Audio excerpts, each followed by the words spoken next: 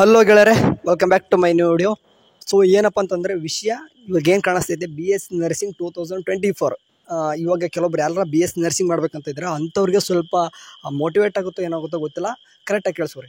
ಈಗ ಕೆಲವೊಂದು ಕಡೆ ಕೇಳಿಸ್ಕೊಂತಿರ್ತೀರ ನರ್ಸಿಂಗ್. ಓಕೆ, ನರ್ಸಿಂಗ್ ಅಂತ ಬಂದುಬಿಟ್ರೆ ಏನಪ್ಪ ಅಂತಂದರೆ ಸ್ವಲ್ಪ ಒಂದು ಕೆಟ್ಟ ಕೆಲಸ, ಅದೊಂದು ಕೀಳು ಕೆಲಸ.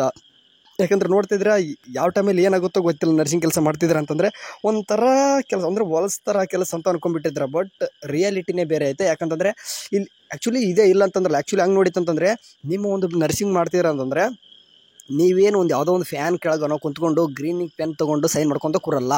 ಏನು ಮಾಡಬೇಕು, ಯಾವುದೋ ಒಂದು ಪೇಷಂಟ್ ಬಂದಿದ್ದಾರೆ ಅಂತಂದರೆ ಅವ್ರೇನು ಇನ್ಸರ್ಟ್ ಮಾಡಿಕೊಂಡು ಪರ್ಫಾರ್ಮ್ ಮಾಡಿಕೊಂಡು ಟೈ ಎಲ್ಲ ಕಟ್ಕೊಂಡು ಏನು ಬರಲ್ಲ. ಪೇಷಂಟ್ ಬರೋದೇ ವಾಂತಿ ಮಾಡಿಕೊಂಡು ರಕ್ತ ಸುರಿಸ್ಕೊಂಡು ಅಮ್ಮ ಅಮ್ಮ ಅಂತ ಚೀರ್ಕೊಂಡೇ ಬರ್ತಾರೆ. ಅಂಥ ಒಂದು ಕೆಲಸಕ್ಕೂ ಏನಕ್ಕೆ ಚೀತು ಅಂದರೆ ಒಂಥರ ಹೊಲಸು ಕೆಲಸ ಅಂತಾರೆ ಅಂತಂದರೆ, ಮತ್ತು ಈ ವಾಮಿಟು ಮತ್ತು ರಕ್ತ ಈ ಥರ ನೋಡಿದರೆ ಎಲ್ಲರಿಗೂ ಹಂಗೆ ಅನಿಸುತ್ತೆ. ಬಟ್ ಇನ್ನೂ ಒಂದು ಕಡೆ ನೋಡ್ಬೇಕು.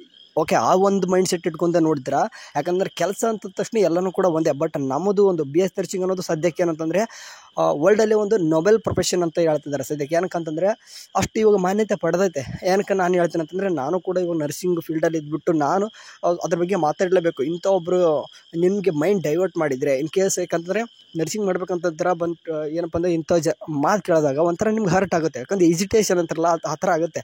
ಬಟ್ ಏನಪ್ಪ ಅಂತಂದರೆ ನರ್ಸಿಂಗ್ ಮಾಡ್ತೀರ ಅಂತಂದರೆ ಒಳ್ಳೆ ಒಂದು ಕೋರ್ಸ್ನ ಚೂಸ್ ಮಾಡ್ಕೊತ ಇದ್ದೀರಾ. ಯಾಕಂತಂದರೆ ನೀವು ಹೇಳಿದೆ ನಾನು ಅವಾಗಲೇ, ನೀವು ಯಾವುದು ಕೂಡ ಒಂದು ಗ್ರೀನಿಂಗ್ ಪೆನ್ ತೊಗೊಂಡು ಕೆಳಗೆ ಸೈನ್ ಮಾಡ್ಕೊತ ಕೂರಲ್ಲ. ಡೈಲಿ ಕೆಲಸ ಮಾಡಲೇಬೇಕು. ನೀವು ಒಂದು ಏನೋ ಒಂದು ಕೆಲಸ ಮಾಡ್ತಿದ್ದೀರ ಅಂತ ಒಂದು ಸ್ಯಾಟಿಸ್ಫ್ಯಾಕ್ಷನ್ ಬೇಕು. ಓಕೆ, ಈಗ ಒಂದು ಯಾವುದೋ ಒಂದು ಜೀವ ಹೊಂಟಿದೆ, ಇನ್ನೂ 1 ದಿನ 2 ದಿನ ಹೆಚ್ಚಿಗೆ ಬದುಕ್ತಾ ಇದ್ದಾರೆ. ಓಕೆ, ಇಲ್ಲ ಇವಾಗ ಏನಪ್ಪ ಡೆತ್ ಆಗ್ತಿದ್ದಾನೆ ಅಂತಂದರೆ ಇನ್ನೂ ಕೂಡ ಅವನ್ನ ಮರುಜನ್ಮ ಅಂತ ಏನು ಕರಿತೀವಿ, ಒಂದು ಇನ್ನೂ ಸ್ವಲ್ಪ ವರ್ಷ ನೀವು ಮುಂದಕ್ಕೆ ತರುವಂಥ ಕೆಲಸ ಅದು. ಓಕೆ, ಅಂಥ ಕೆಲಸಕ್ಕೆ ಬಂದುಬಿಟ್ಟು ಯಾರಾದರೂ ಅಂದಾಗ ನೀವು ಹೇಳ್ರಿ, ನಿಮ್ಗೆ ನಾಳೆ ಏನಾದರೂ ಆದಾಗ ಸಡನ್ನಾಗಿ ಏನಾದರೂ ಬೇಕಾಗಿದ್ದ ಹಾಸ್ಪಿಟ್ಲು ಅದನ್ನ ನೆನ್ಪಿಟ್ಕೋರು ಅಂತ ಹೇಳಿ ಅಂಥ ಕೆಲಸದಲ್ಲಿ ನೀವು ಮಾಡ್ತಿದ್ದೀರ ಅಂತಂದರೆ ನಿಮ್ಮ ಮನೆಯವ್ರು ಮೊದಲು, ಓಕೆ, ನಿಮ್ಗೆ ಒಂದು ಕೆಲಸನೇ ಇರುತ್ತೆ. ಆ್ಯಂಡ್ ನಿಮ್ಮ ಮನೆಯವರೆಲ್ಲನೂ ಕೂಡ ಸೆಕ್ಯೂರ್ ಇರ್ತಾರೆ.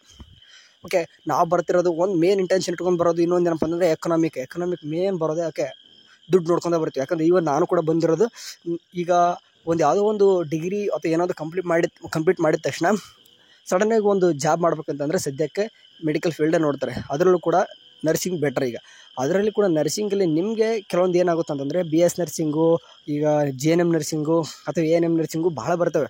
But B S nursing is best. Okay, ಎಲ್ಲದಕ್ಕಿಂತಲೂ ಕಂಪೇರ್ ಮಾಡಿದರೆ ಬಿ ಎಸ್ ನರ್ಸಿಂಗ್ ಬೆಸ್ಟ್. ಯಾಕಂತಂದರೆ ಸ್ವಲ್ಪ ಹೈಯೆಸ್ಟ್ ಸ್ಯಾಲ್ರಿನೂ ಕೊಡ್ತಾರೆ. ಆ್ಯಂಡ್ ಕಂಪೇರ್ ಟು ಅದರ್ಸ್ ಅಂತಂದರೆ ಒಳ್ಳೆ ಪೋಸ್ಟ್ ಕೂಡ ಇದ್ದಾವೆ.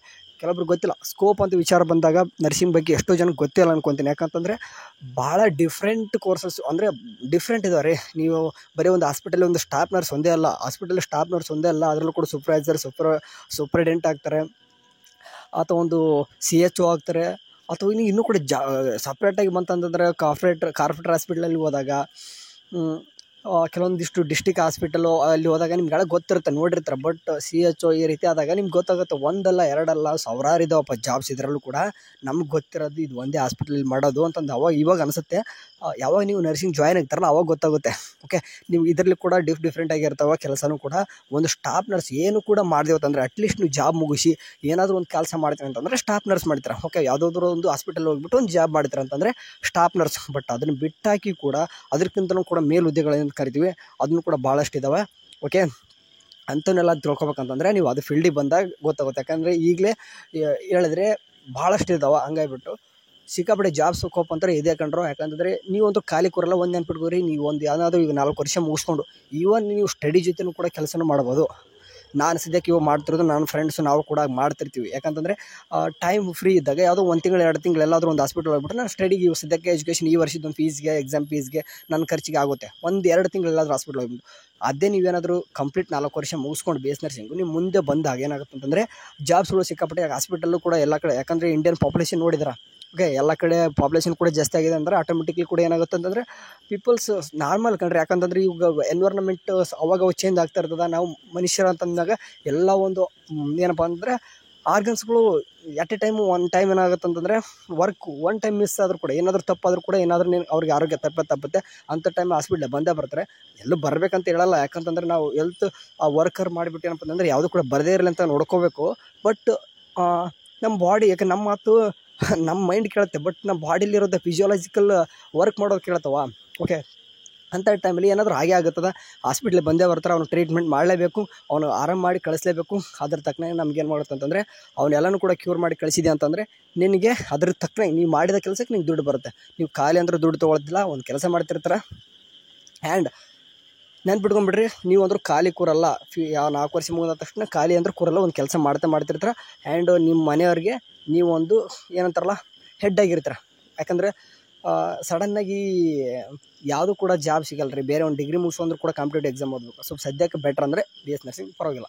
ಆ್ಯಂಡ್ ಇನ್ನೊಂದು ಏನಂತಂದರೆ ಗೌರ್ಮೆಂಟ್ ಮಾಡ್ಕೊಂಡವ್ರಿಗೆ ಬೆಸ್ಟ್. ನೀವು ಅಟ್ಲೀಸ್ಟ್ ಗೌರ್ಮೆಂಟ್ ಎಲ್ಲರಿಗೂ ಸಿಗುತ್ತೆ ಅಂತ ಹೇಳಲ್ಲ, ಯಾಕಂತಂದರೆ ಎಕ್ಸಾಮ್ಸ್ಗಳು ಇರ್ತವೆ, ಕಂಡಕ್ಟ್ ಬರೀಬೇಕು. ಒಂದು ಚೆನ್ನಾಗಿಲ್ಲ ಎಕ್ಸಾಮ್ ಬರೀತಾರೆ, ನೀವು ಚೆನ್ನಾಗಿಲ್ಲ ಏನಾಗುತ್ತೆ ಅಂತಂದರೆ ಗೌರ್ಮೆಂಟ್ ಸ್ಯಾಲ್ರಿ ಕೂಡ ಚೆನ್ನಾಗಿರ್ತದೆ. ಓಕೆ, ಸ್ಟಾರ್ಟಿಂಗ್ 60,000 50,000 ಮೇಲ್ಗಡೆ ಇರ್ತದೆ ಗೌರ್ಮೆಂಟ್ ಆದರೆ. ಬಟ್ ಇದೇ ಗೌರ್ಮೆಂಟ್ ಸೀಟೇ ನೀವು ಏನಾದರೂ ಅಬ್ರಾಡ್ ಹೋದಾಗ 3 ಲಕ್ಷ 4 ಲಕ್ಷ ಎಲ್ಲ ತೊಗೊತೀರಾ. ಓಕೆ, ಅದು ಬೇರೆ.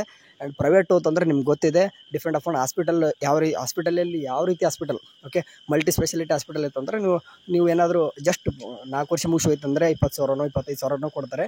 ಬಟ್ ಗೌರ್ಮೆಂಟ್ ಮಾಡ್ಕೊಂಡ್ರಂದ್ರೂ ಕೂಡ ಸ್ಟಾರ್ಟಿಂಗ್ 50,000 ಕೊಡ್ತಾರೆ. ನೆನ್ಪಿಡ್ರಿ, ಒಳ್ಳೆ ಸ್ಕೋಪ್ ಇದ್ಕೊಂಡ್ರು ಯಾರು ಕೂಡ ಮಿಸ್ ಮಾಡ್ಕೊಬೇಡ್ರಿ.